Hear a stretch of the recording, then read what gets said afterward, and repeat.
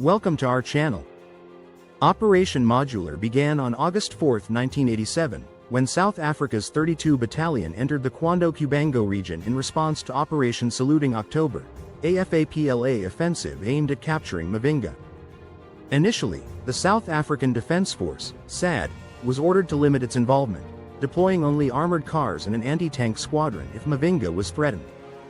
However, on August 14, FAPLA's 4 brigades left Cuito Cuanavale, forcing the SADF and UNITA to move their command post 6 miles south.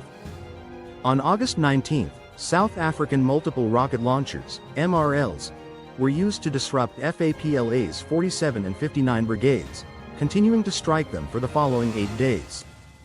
A Special Forces team sabotaged the Cuito River Bridge in an attempt to block reinforcements, but the damage was quickly repaired by Cuban engineers.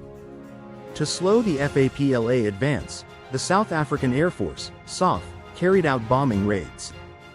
Despite the disruption caused by the sabotage and the airstrikes, FAPLA's 47 and 59 brigades continued their advance toward the Lomba River, reaching within 2 miles by August 28, with Mavinga now their primary target.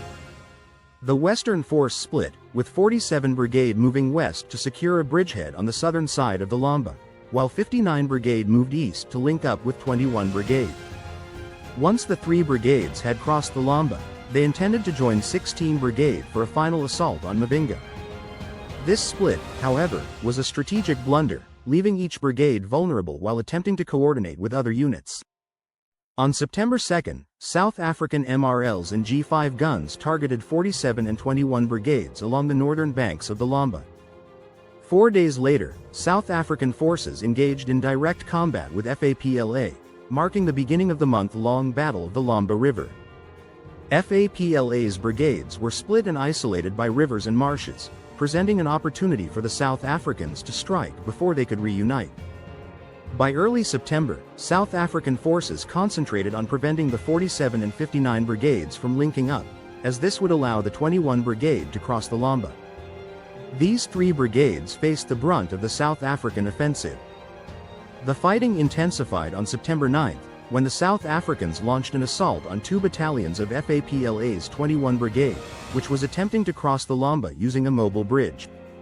Several hundred FAPLA soldiers had already reached the southern bank when South African forces, including infantry and anti-tank units, attacked.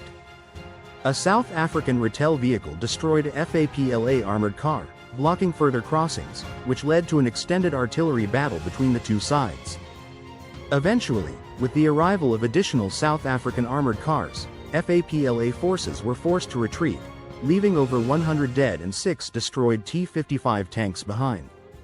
After defeating 21 Brigade, the South Africans shifted its focus to 47 Brigade, which was attempting to establish a bridgehead on the southern bank of the Lomba. On September 13, the South Africans launched an attack on a large group of FAPLA infantry near a dry riverbed, unleashing cannon and machine gun fire, killing more than 200 FAPLA soldiers. However, all 4 South African Rattles became stuck in FAPLA's trench system, making them vulnerable to a counterattack by FAPLA tanks.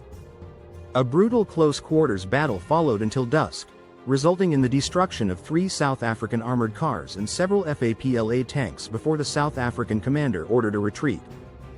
This engagement became the costliest for South Africa, with 8 men killed, 4 wounded, and 3 armored cars destroyed. Despite the losses, the South Africans succeeded in forcing 47 Brigade to abandon its attempt to link up with 59 Brigade, destroying 5 tanks and almost all of FAPLA's bridging vehicles. The South African forces also killed nearly 400 FAPLA soldiers, leaving 47 Brigade stranded on the southern bank of the Lomba, low on supplies.